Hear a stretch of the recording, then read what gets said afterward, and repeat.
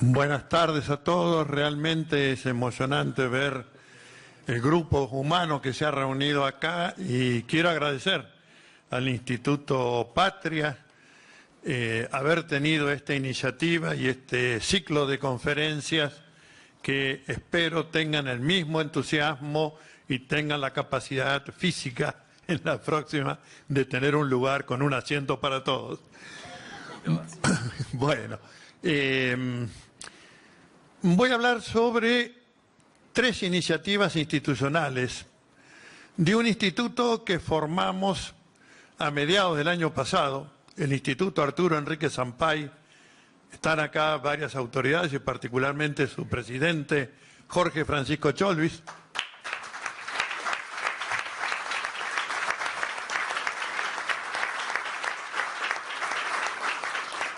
Con la idea de trabajar en ese proyecto de la Constitución emancipadora, de la Constitución obra de todo el pueblo, de una Constitución que no estuviera atado por ningún pacto de caudillos políticos que prohibía tocar la primera parte de la Constitución.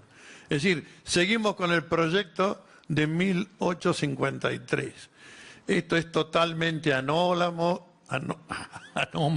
inepto, francamente, es como decir nos gobiernan los muertos. Pero las circunstancias políticas nos han llevado a otro terreno de lucha sin abandonar aquel. Cuidado, seguimos en ese proyecto, porque somos conscientes que la continuidad de este proyecto requiere de una nueva Constitución, porque el proyecto para mantenerse tiene que ampliarse y tiene que tener sólidas bases jurídicas para esa ampliación. ¿Cuál fue la primera iniciativa?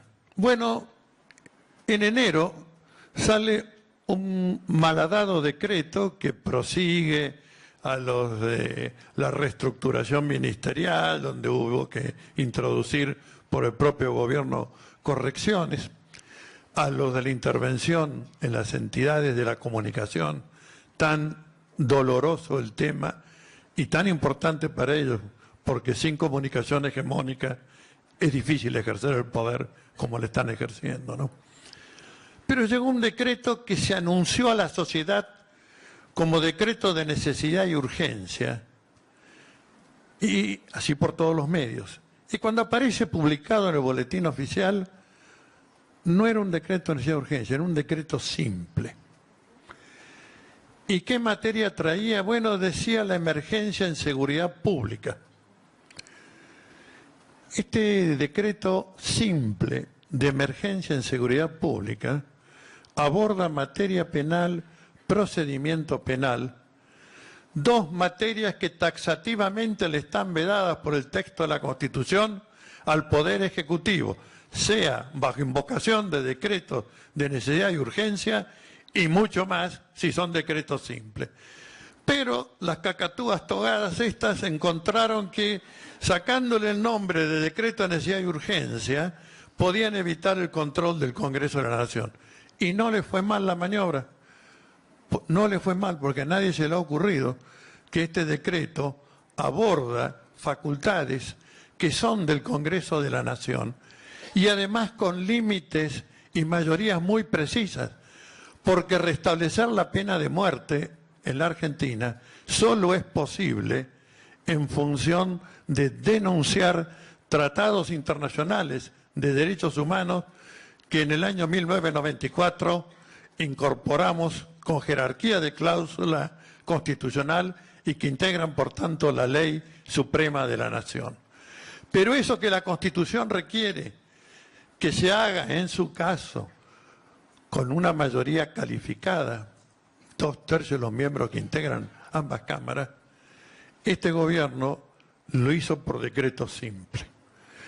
Puso la pena de muerte subrepticia mediante la llamada ley del derribo, y cuando algo se derriba, lo primero que se pierde es la vida, ¿no? Y esto ya no es retórica. El hundimiento de ese pesquero chino que estaba en aguas territoriales argentinas puso en riesgo la vida de sus 38 tripulantes. El buque de la prefectura rescató 4. Los otros 28 o 30, perdón, tuvieron que ser rescatados por otro pesquero chino. Hasta aquí el gobierno argentino, cuando había naves sin autorización en mar territorial, las llevaba a puerto, decomisaba la mercadería, le ponía una multa bien fuerte y tenían que pagar los derechos de puerto hasta irse, ¿no? Si no pagaban, no se iban. Pero yo me pregunto, y les pregunto a ustedes, si este pesquero hubiera sido de bandera estadounidense o británica, ¿habrían tenido el mismo? Seguro que no, por supuesto, por supuesto. Al amo se le lame, no se le ladra.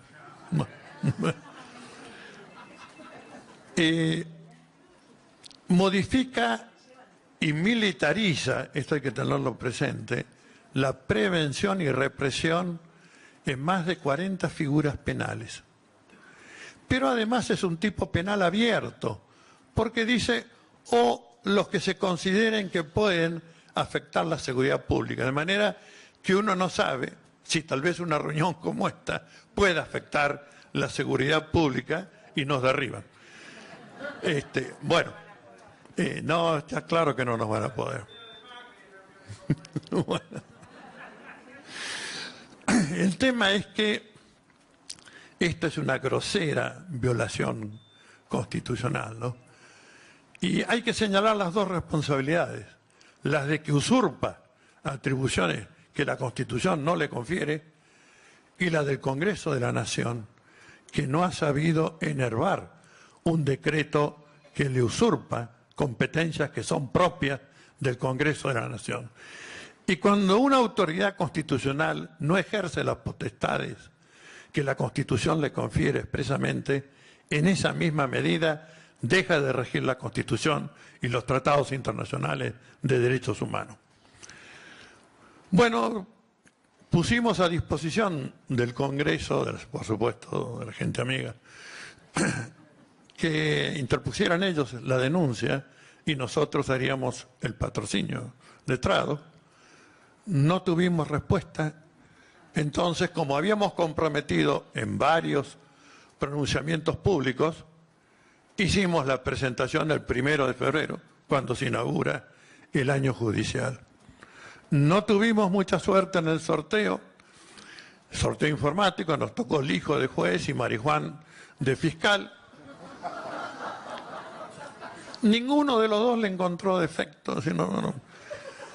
En ese momento, ya sabiendo cómo venía la mano, presentamos a una entidad defensora de los derechos humanos, la primera de la historia argentina, la Liga Argentina por los Derechos del Hombre, que aceptó gustosamente asumir la responsabilidad de parte querellante.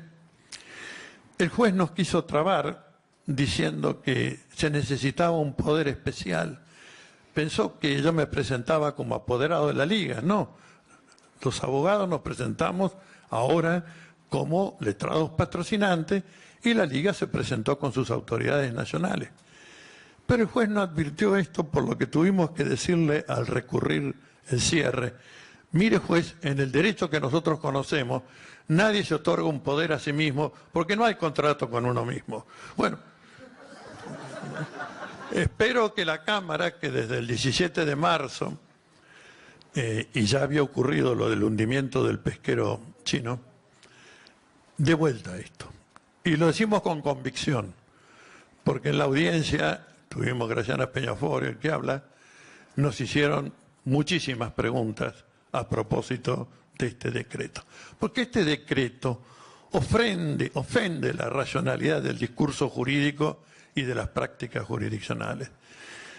Hemos dicho que no solamente es una violación de los deberes de funcionario público, es un quiebre al principio del deber de obediencia a la supremacía de la Constitución Nacional. Y eso, en nuestra Constitución,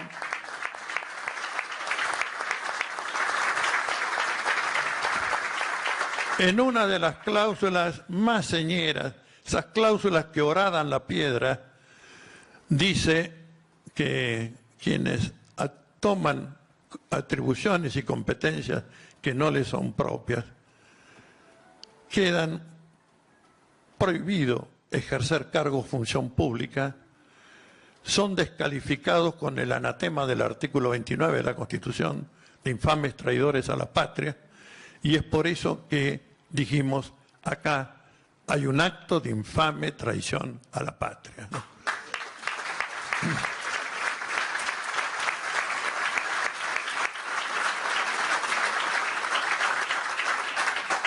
Vino el otro gran tema al que hoy nos convoca: la deuda externa, los fondos buitres y esta negociación que, si me permiten la humorada, diré que por el vil Caputo tenemos un desastre de Ayohuma.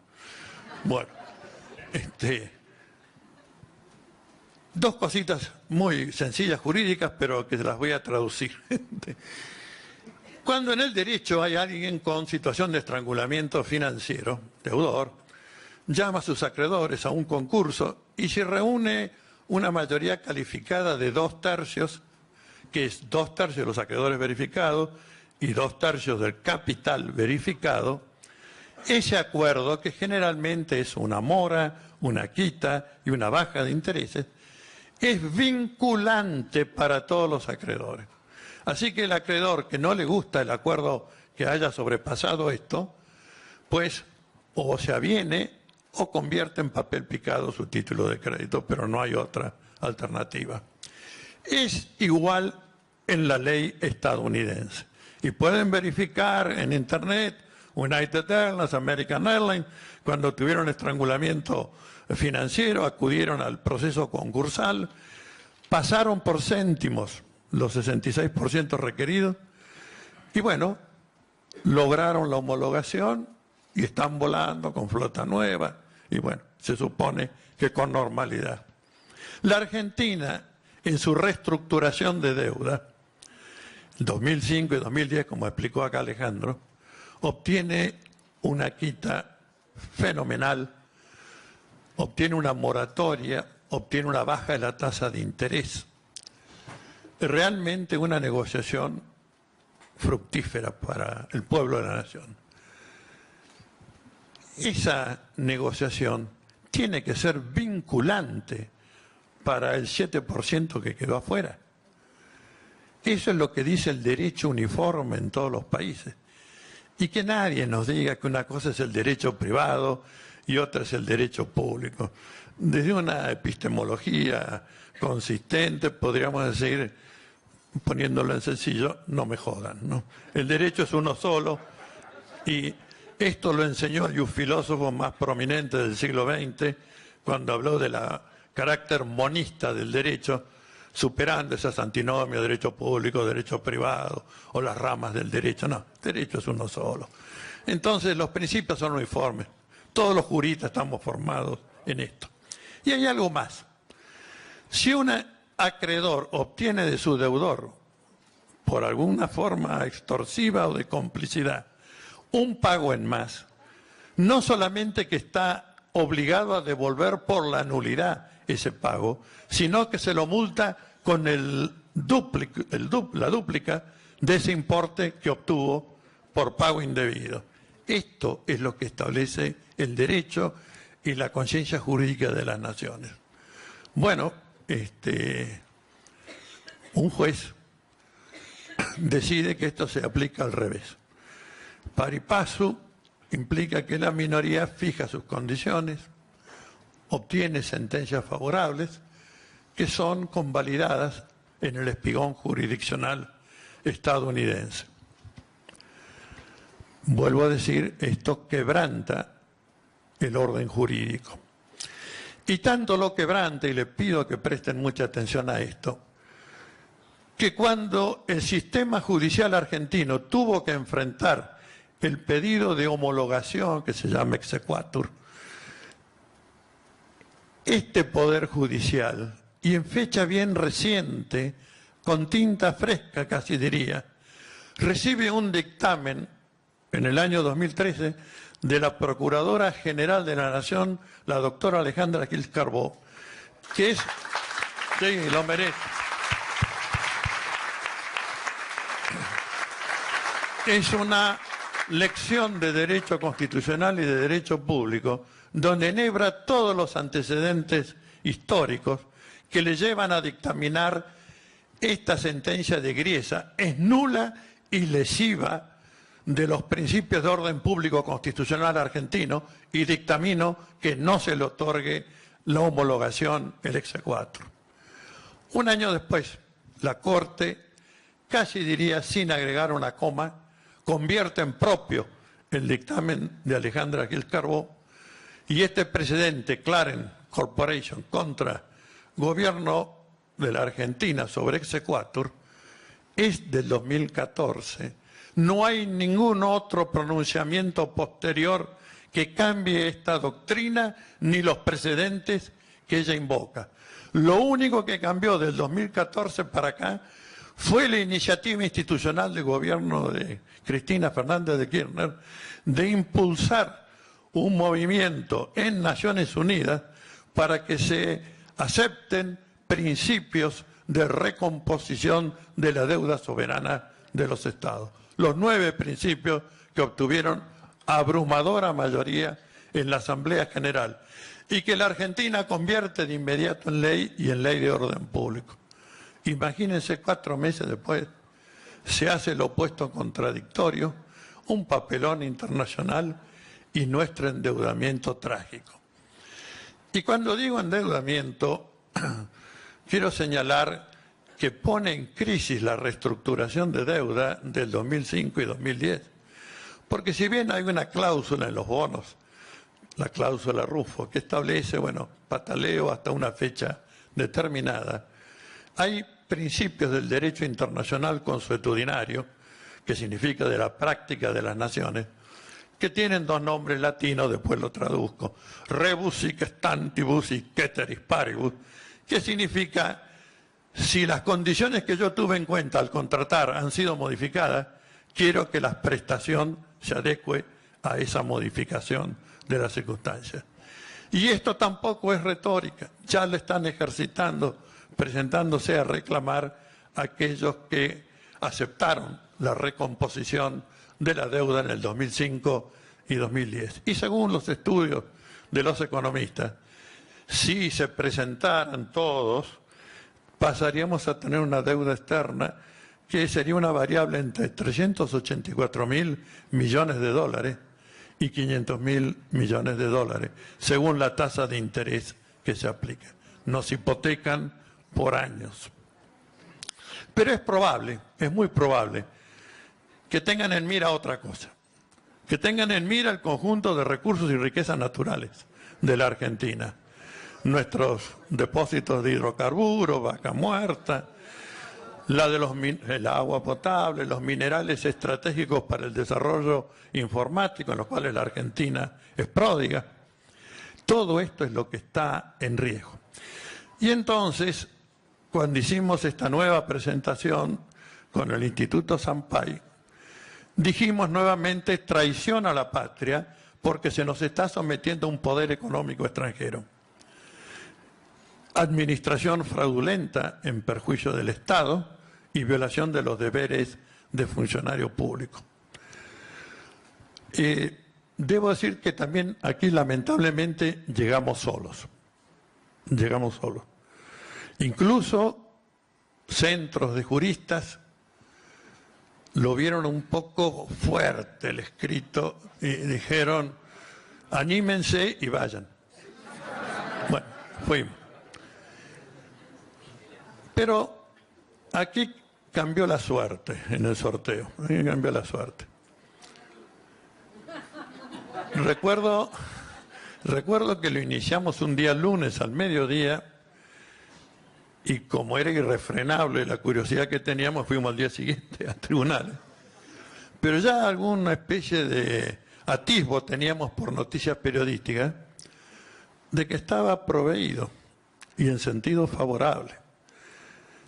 En el sorteo nos tocó el juez Casanelo y el fiscal Delgado, el hombre que le ha tocado intervenir desde la mitológica presentación de Alejandro Olmos, aquella leyenda realmente sobre la deuda pública tan excelente,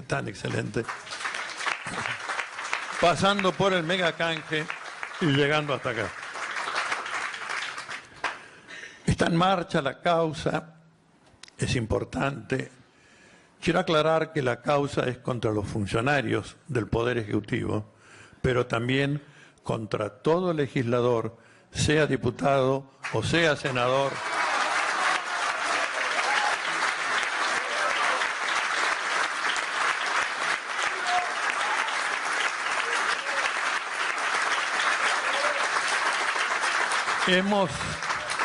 Hemos pedido ser parte querellante como Instituto Sampaio, porque entre los objetivos, y ahora le voy a dedicar unos minutos a esto, está la defensa de la custodia y vigencia de los tratados internacionales de derechos humanos, que es decir, derechos civiles y políticos y derechos económicos, sociales y culturales.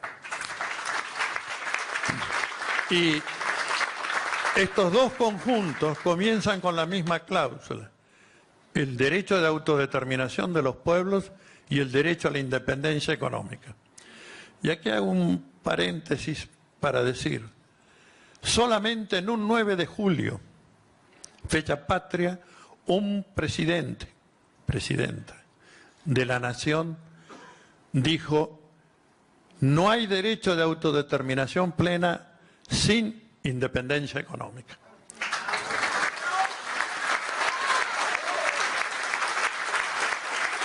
Y esto es muy importante porque uno lo puede poner ratificándolo, lo puede poner como cláusula constitucional, y enhorabuena que sí se haya hecho, pero hay que vivirlo como socialmente obligatorio. Los tratados internacionales no son para adornar la vidriera institucional, son para convertirse en un instrumento de la libertad y de la igualdad y de la independencia como individuos y como pueblo. Este es el sentido de la incorporación constitucional de los principales tratados de derechos humanos. No para que digan, la Argentina figura entre los primeros, y figuramos entre los primeros en el número de ratificaciones, y creo que somos de los pocos que le han dado jerarquía de cláusula constitucional. Bueno, este derecho de autodeterminación, según lo definía Karel Basak, que fue el primer director de Derechos Humanos de la UNESCO y el autor de dos fenomenales compilaciones, Las dimensiones internacionales de los derechos humanos y los fundamentos filosóficos de los derechos humanos, Karel Basak decía: el derecho de autodeterminación es a los pueblos lo que el derecho a la vida es a los individuos. De manera que en defensa de estos derechos estamos como pueblo defendiendo el derecho a la vida, porque si nos sustraen de la independencia económica, esto obviamente afecta el conjunto de derechos. Debo decir que estos pactos, además, establecen que es de titularidad de los pueblos el conjunto de sus recursos y riquezas naturales. No son de los estados, no son de los gobiernos, son de los pueblos. De manera que si tenemos una titularidad pública de nuestros recursos y riquezas naturales, debemos cuidar de que esos recursos y riquezas naturales sean siempre administrados en beneficio del pueblo argentino, porque somos los titulares. Y lo dice la ley suprema de la nación. El final de esta cláusula es también muy importante. Ningún pueblo puede ser privado de aquello que es esencial para su subsistencia. De modo que allí está la Carta Magna del derecho de autodeterminación y es la norma suprema del derecho internacional de los derechos humanos que comprende al G193. Es con esta fortaleza normativa que hemos ido a reprochar esta negociación espuria, que es no solamente la deuda ya contraída que señaló acá Alejandro, sino el riesgo cierto de que se nos venga abajo la reestructuración de deuda y se nos hipoteque de la manera más infame y más traidora a la patria, ya que así le hemos calificado. Quiero señalar que además hay un episodio jurídico. ¿Vieron cómo eso es la frutilla que culmina el postre? Bueno, del disparate, por supuesto.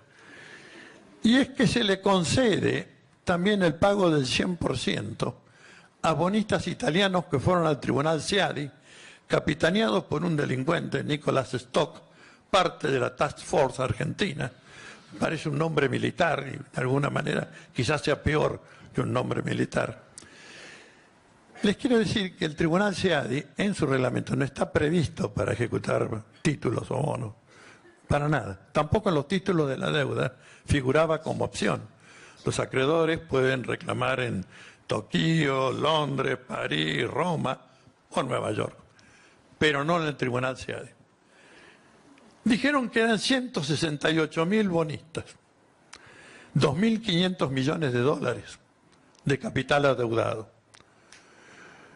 Cuando la Argentina, con la anterior Procuración del Tesoro de la Nación, enfrenta esto, además de, por supuesto, negarle competencia al Tribunal SEADI, dice, ¿y quién me asegura que sean 168.000 bonistas y 2.500 millones de dólares si no acompañaron ninguna documentación, sino una base de datos informática?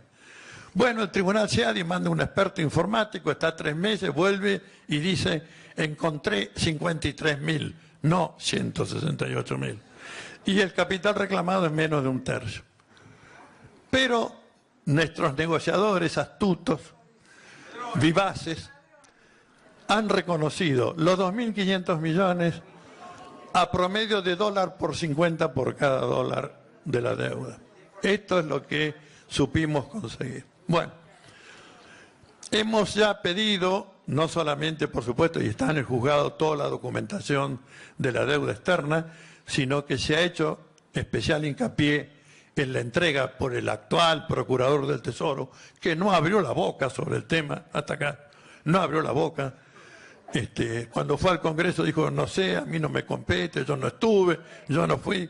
Bueno, que sepa que él es el abogado jefe del Estado y por lo tanto esto le compete porque la representación ante el Tribunal SEADI le ejerce el abogado jefe del Estado, lo sepa o no. Y le hemos pedido ya al juez que citen a 2 funcionarios que permanecen en la Procuración del Tesoro con máxima responsabilidad en lo que hace a los procesos ante el Tribunal SEADI y que fueron parte de la impugnación en la audiencia. Y esto confieso que lo conozco porque yo he sido consultor externo de la Procuración del Tesoro y por supuesto también el que se encargó de decir no solamente que era nulo, sino que era delincuencial que estuvieran llevando adelante esto tal como lo estaban llevando. Bueno, como comprenden, hay muchos factores para decir que esta causa debe prosperar, debe seguir adelante. El Instituto Sampaio ha pedido ser tenido por parte querellante también acá.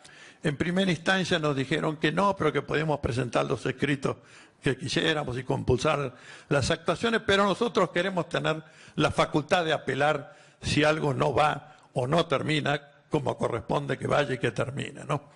Así que el 30 de marzo vamos a ir con Cholvis a sustentar esta apelación. 30 de mayo, perdón. 30 de mayo. Yo de apurado que estaba nomás. 30 de mayo, vamos. Sí. Bueno. Y en medio de esto aparecen los Panama Papers, ¿no?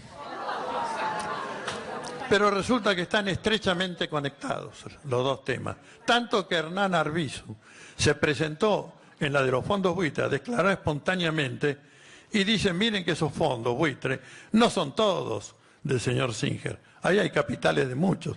Y entre ellos van a encontrar argentinos, encabezando, pidiendo que la primera investigación enderece hacia Alfonso Prat Gay, actual ministro de Hacienda. Bueno, por supuesto que están denunciados todos, están dando la investigación, hemos propuesto alguna medida de prueba especial, además de que alguien que conoce mucho, parece ser sobre el patrimonio de Mauricio Macri, se ha citado como testigo con garantías, que es su ex esposa, Isabel Menditegui. Que, aclaro, se ofreció a testimoniar, Ya sabemos que no hay peor que el ex o la ex. Bueno, amigos, voy a concluir Quiero decir simplemente que se estima por Tax and Justice Network 420.000 millones de dólares en guaridas fiscales. Imagínense si esa cifra estuviera en la Argentina, para nada necesitaríamos de ningún préstamo o empréstito externo y tendríamos, por cierto, un desarrollo independiente, calificado y un pueblo viviendo en bienestar, ¿no? Sí. Las preguntas al final dicen. Bueno. Tengo información de que negociaron vaca muerta y no fue aceptada por el juez Priesa. Bueno, yo esa información no la tengo, pero tomémoslo como un dato a investigar. Lo que interesa acá es decir que tiene que haber una convención internacional y una ley interna del Estado argentino para el recupero de esos fondos que han sido fugados de la nación a partir de la explotación de los recursos y riquezas naturales que son de titularidad de todo el pueblo. Esta es la gran contradicción, esta es la tarea venidera. Ya en varios simposios internacionales hemos propiciado un proyecto de convención internacional en este sentido y quebrar con esa doble moral, porque los países del primer mundo que tanto hablan de evasión fiscal, del lavado de dinero, etcétera, tienen en su propio territorio parte de las guaridas con mayor importancia económica, ¿no? Es decir, para dar un nombre nomás, el estado de Delaware tiene más sociedades que habitantes, ¿no? Así que un pueblo muy industrioso debe ser. Bueno, no. Entonces hay que acabar con esa doble moral. A la pregunta, y con esto termino, seguramente muy razonable, de por qué llevamos adelante estas denuncias, la respuesta que yo espero más razonable también está en esos pactos internacionales que son ley suprema de la nación. Un ser humano, y agregaríamos un pueblo, libre respecto del temor y libre respecto de la miseria. Muchas gracias.